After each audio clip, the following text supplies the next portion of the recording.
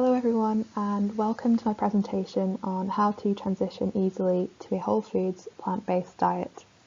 My name is Jenny Lusby and I'm a medical student up in rainy Scotland at the University of Edinburgh. Firstly, I would just like to thank VegFest UK for giving me the space to talk to you all, and also Plant-Based Health Professionals UK for allowing me to present on their behalf. So just to tell you a bit about me and why I'm doing this talk and what you can hopefully expect.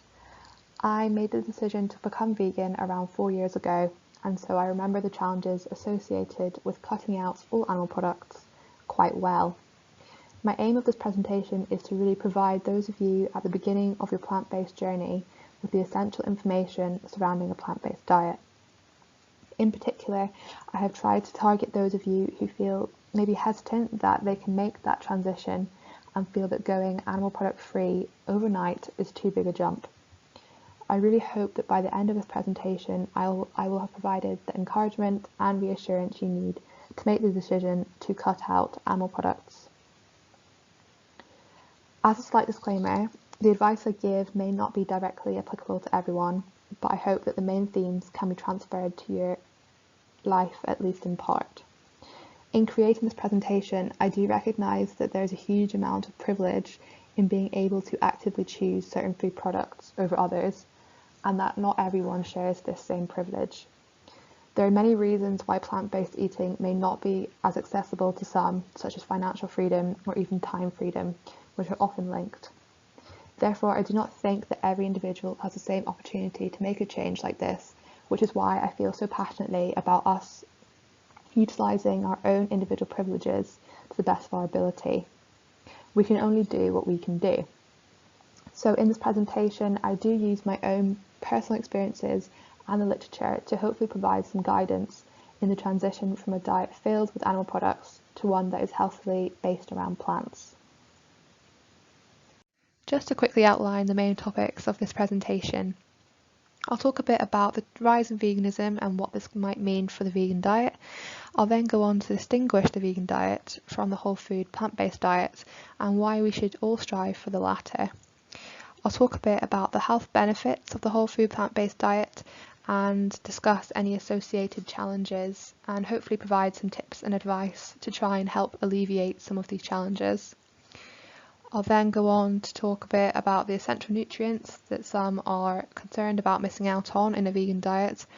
And finally, I'll talk about easy ways to implement the whole food plant-based diet, including dietary transition tips based on your current fruit and vegetable intake. So is veganism on the rise? Well, the statistics would say yes. Google searches relating to veganism increased 7-fold between 2014 and 2019. This shows that interest around the movement is growing, which is a great opportunity to educate around the reasons for choosing a vegan lifestyle and also the benefits that it can have. The number of vegans in Great Britain quadrupled in the same period, and now just over 1% of the UK population is thought to be vegan. This opens up a huge market for vegan and plant-based alternatives, as can be seen by the multi-billion-pound industry. 4.4 billion euros equates to roughly just under £4 billion, and this is expected to almost double in value by 2025. Of course, food companies are becoming more increasingly aware of this, and so this has resulted in the number of new trademarks for vegan alternatives soaring. This of course comes with pros and cons. It is great in my opinion that plant-based alternatives to convenience and comfort foods are becoming more readily available. However, the part that worries me is an over-reliance of these type of foods for two main reasons. Firstly, so-called vegan plant-based alternatives are still generally much higher in fat, sugar, salt and refined carbohydrates than if you were to eat a whole food plant-based alternative. This is in a similar way that consuming a high amount of non-vegan processed junk food containing animal products is also very harmful. Secondly, vegan alternatives are often not as nutritionally dense as their whole food counterpart, and the reason this is harmful is that if there's too much of a reliance on these foods, then you would be consuming more of the nutritionally sparse foods in place of eating the nutritionally dense foods, and so over a prolonged period of time could be missing out on vital nutrients. Therefore, the rise in vegan junk foods could present much the same problem as animal products equivalents in terms of the health ramifications if an over-reliance occurs. I think one of the wonderful things about individuals switching to a plant-based diet is the health possibilities associated with more whole food plant-based eating. So what is a whole food plant-based diet, and is it the same as a vegan diet? The short answer is not necessarily. A vegan diet is classified only by being devoid of animal products, as you can see in the table. So in simple terms, a vegan diet does not contain meat, seafood, eggs, dairy, and other animal products like honey. However, the levels of other food groups within the diet are completely unspecified. Therefore, a vegan diet can be low in whole grains and vegetables and rely more on refined carbohydrates like white pasta. This means a vegan diet is not necessarily healthy or the same as a diet based around whole foods and plants. But similarly, it could also be a diet which is the same as a whole food plant-based diet, but I'm using the terms plant-based to mean a whole food plant-based diet to be more specific. As you can see, there are little stars next to the crosses on the meat and seafood, eggs, dairy, and highly processed foods in the whole food plant-based diet category. This is because there is a slight disagreement about whether a whole food plant-based diet can contain small amounts of animal products or not. But for the purposes of this presentation, I'll be using the more traditional definition, which does not contain animal products, so we can relate it to the vegan diet better. A whole food plant-based diet is one that mainly contains plant foods which have been minimally processed to maintain their nutrient density. These diets are heavy on whole grain carbohydrates like whole grain flour, bread, pasta, oats, quinoa, buckwheat, etc., fruits and vegetables, legumes and pulses like beans, lentils and chickpeas, etc., nuts and seeds, and only contain very small amounts of highly processed foods. So what does a whole food plant-based diet look like? Well, Plant-Based Health Professionals UK have released the Plant-Based Eat Well Guide, which is an adaptation of Public Health England's Eat Well Guide. It aims to show what a plant-based diet looks like and involves. As you can see, it is heavy on whole grain carbohydrates and full of fruit and vegetables, which together make up the main bulk of the diet. There are also some plant-based proteins, plant-based dairy alternatives, small amounts of added oils and fats, and processed foods. So why are whole grains better for us than refined carbohydrates? A lot of the goodness in grains comes from the outer layer of the grain called the bran and the inner part called the germ. During refinement to make our food into the white processed alternatives that we see in the shops, the bran and the germ are usually removed partly or entirely. This means that up to 75% of the nutrients within the grain can be lost. Some of the important nutrients in whole grain is the high fibre content, which is really important for gut health, as fibre helps food move along the digestive tract more quickly and readily, and also helps to feed good gut bacteria in the process. Additionally, because whole grain food products have not been refined as much before we eat them, our bodies have to do a bit more work in breaking down the food into energy. And this means that the glycemic index of whole grains is usually much lower than that of their refined alternatives.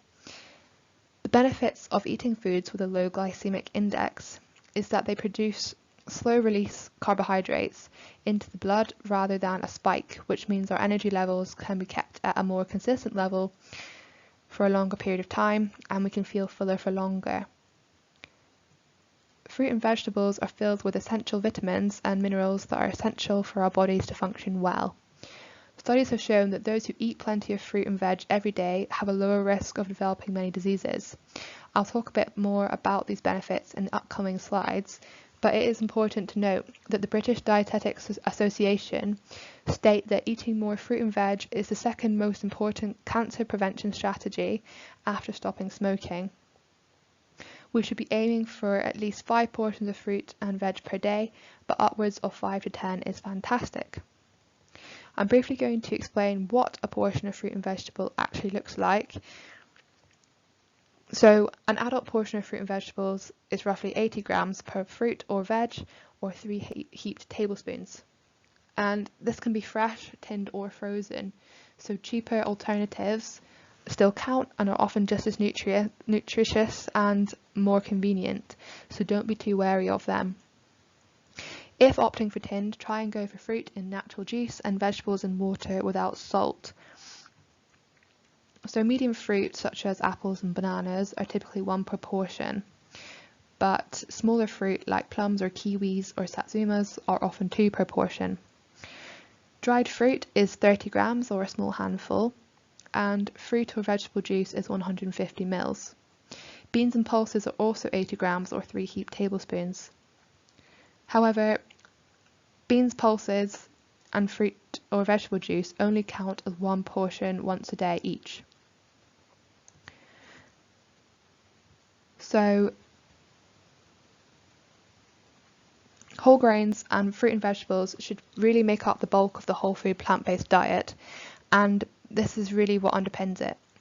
As studies have shown that only 29% of adults in the UK manage to meet the recommended 5 a day, the advice I give will mainly revolve around increasing whole grains and fruit and veg intake. Before that though, I'm just going to highlight the evidence for the benefits of a whole food plant-based diet for good health in a bit more detail. And don't worry, I will come back to the plant-based protein, vitamins and plant-based dairy alternatives a bit later. So are there health benefits to a plant-based diet, and why does diet even matter? So the World Health Organization, or the WHO, state that the unhealthy diet and lack of physical activity are leading global risks to health. This is important to consider when 89% of the deaths in the UK are attributable to diseases for which poor lifestyle is a leading risk factor, such as heart disease, type 2 diabetes and certain cancers. Some of the markers of these diseases, highly associated with lifestyle, are raised blood pressure, increased blood glucose and elevated cholesterol and obesity. The good news is that there are numerous high-quality studies that show that high-quality plant-based diets convey good health benefits when compared to diets which include animal products. It seems the effects of the plant-based diet are beneficial for multi-organ systems and has benefits for organs like the heart, the pancreas, the liver, as well as keeping us healthier for longer. For example, plant-based diets have a 16% lower risk of cardiovascular disease, over 30% lower risk of death from cardiovascular causes, and lower risk of cardiovascular events like heart attacks generally. This is as well as a 60% lower risk of type 2 diabetes, a 21% lower risk of non-alcoholic fatty liver disease, and a 15% decreased incidence of cancer. Deaths from all causes have also consistently been found to be lower in those on a plant-based diet.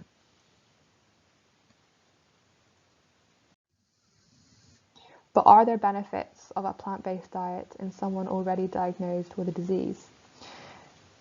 High adherence to a high-quality plant-based diet has also been strongly associated with improvement in markers of disease following diagnosis as well, such as weight loss, decreased cholesterol, improvement in blood sugar control.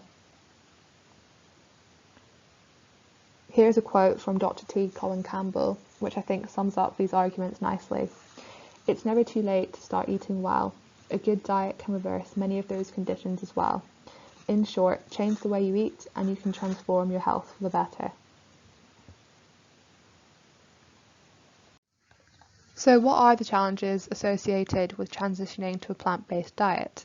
Well, I think a study by the University of Bath summed it up quite nicely. Taste, price and convenience.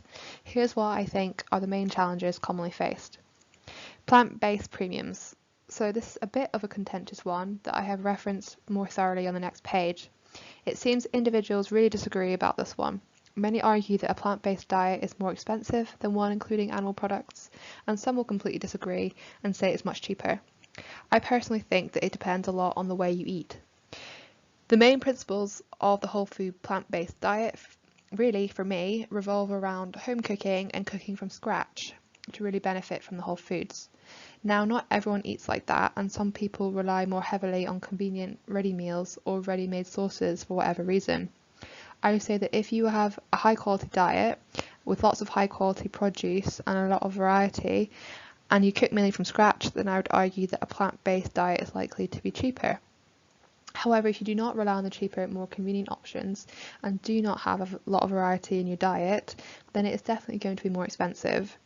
A recent study by Eat Better showed that plant-based alternative ready meals are much more dear on average than their animal product counterpart. This next point about investing time and money, I like to think of it like a balance or scale. It seems that when you make a change that is more cost effective, like home cooking, there is for sure a tip of the balance with a heavier time cost, and vice versa. If you take a more convenient, quick option, then your expense goes up. This is quite tricky to balance. Living with others with different diets is also another challenge, and some say taste is the biggest reason for not being plant-based. Social inclusivity, by this I mean it can be an inconvenience at social gatherings that revolve around food, whether someone has cooked you a meal or you have gone out for dinner. Being stuck for meal ideas or not knowing where to start is another challenge. Some have fears that plant-based nutrition is incomplete and even worry about negative health effects, which I'll respond to more in depth later. So, solutions then. As I said before, I think it's quite difficult to make suggestions without tipping the scale I mentioned in the last slide. Often changes to make something more cost-friendly requires the luxury of time. However, I have tried my best to offer some rather simple tips, which I hope some of you can find useful. To get past plant premiums, I would say to cook from scratch where you can and avoid unnecessary quantities of plant-based alternatives that can often be more expensive and not as nutritious anyway. You don't have to buy fresh all the time either. Buying tinned vegetables or frozen fruit can be much cheaper and just as nutritious. Meal prep can be so time efficient if done right. Investment of time can be helped by seeing what works in your schedule. Really identify times where you think you can spend a little longer in the kitchen to meal prep some of the food for the week and utilise the freezer. Lots of food products, once cooked as well, can last several days in the fridge, which is really helpful for times when you're just so busy and you just want something quick and easy you can heat up when you come in from work. If you're working from home and finding an eating pattern quite difficult, I'd recommend meal prepping as though you would be away from the house all day. I find it helps me be more productive throughout the day if I have my meals already planned out, so I'm not faffing around during the day trying to make meals that are nutritious. Also trying to make cooking fun by either getting people you live with involved or playing music. A podcast can really help to integrate it into your life a bit better and make it seem less of a chore.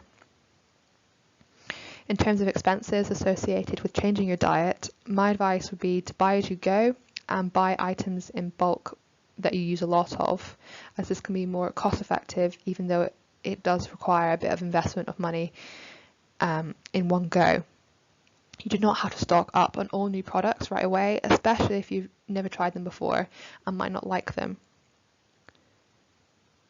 If you're living with others with different diets or regularly eat with people who do, it can be very difficult if they're not supportive.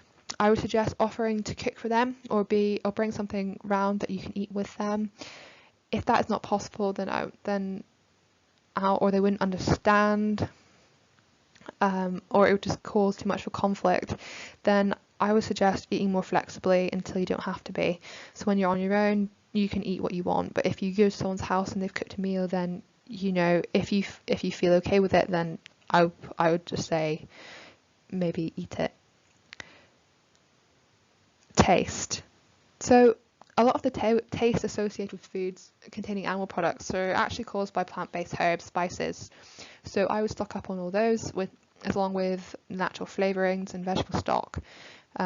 They can be a little bit of an investment, but buying in bulk can help as well if you have the fortune of being able to invest a little bit of money in one go. Social inclusivity.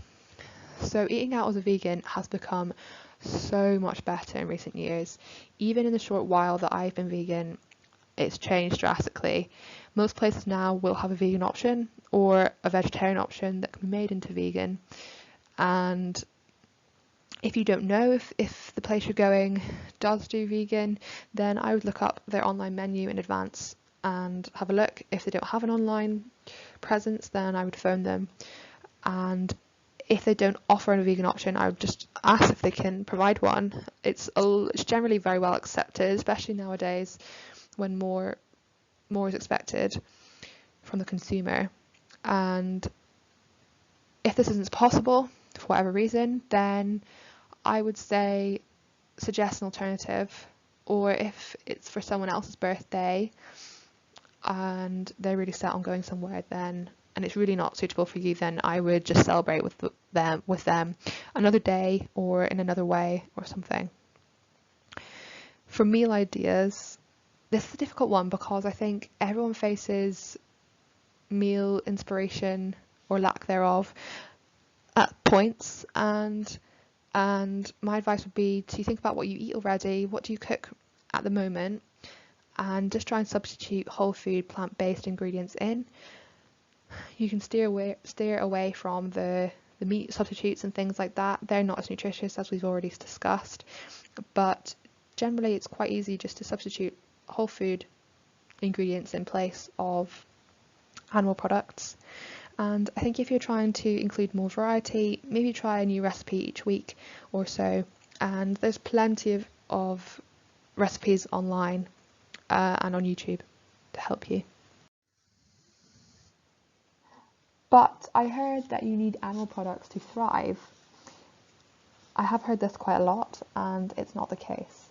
In fact, the British Dietetics Association states well-planned plant-based diets can support healthy living at every age and life stage, and advise a wide variety of healthy foods for balance and long-term sustainability.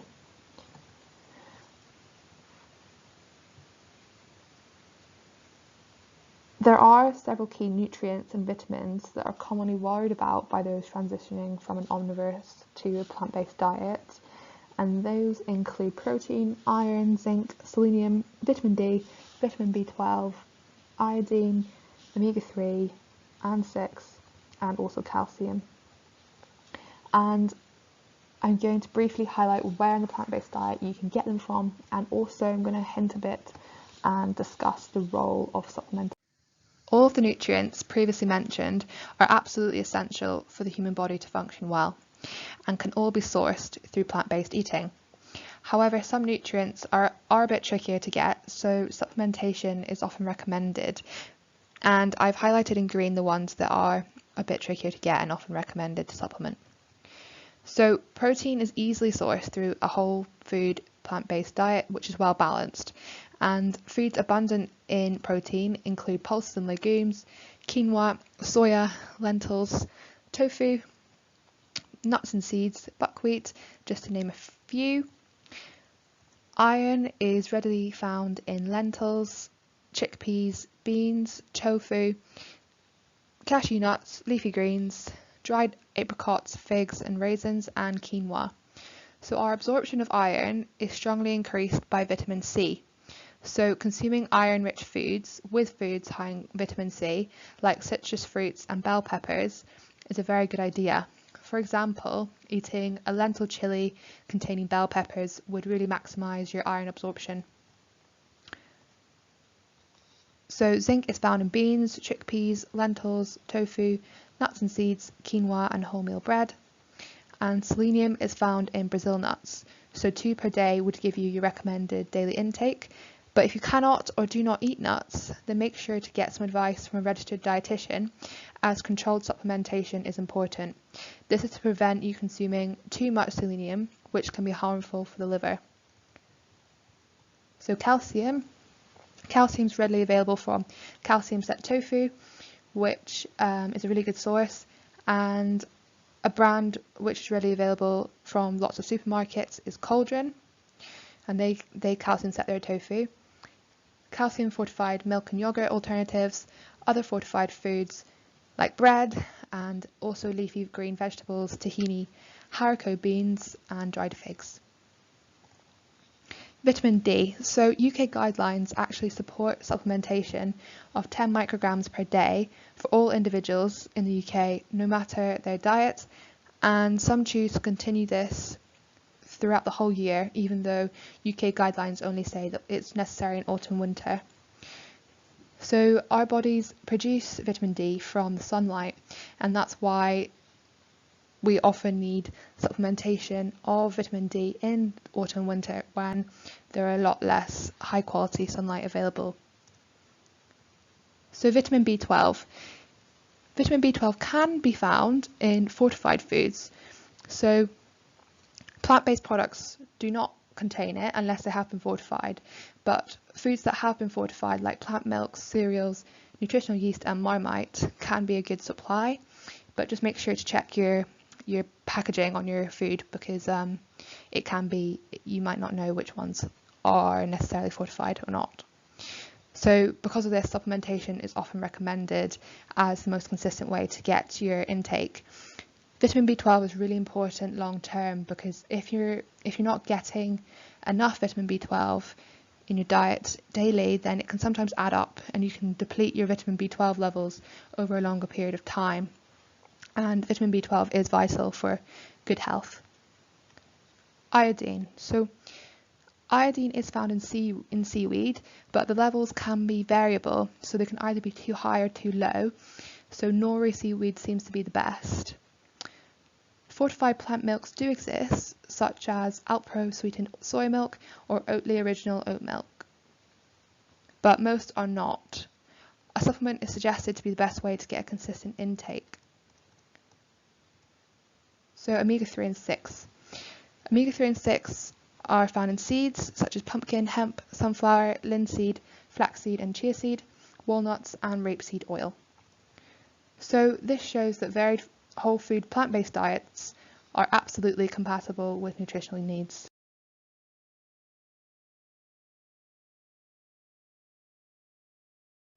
So we're finally at the stage of how to implement the whole food plant-based diet based on your current diet.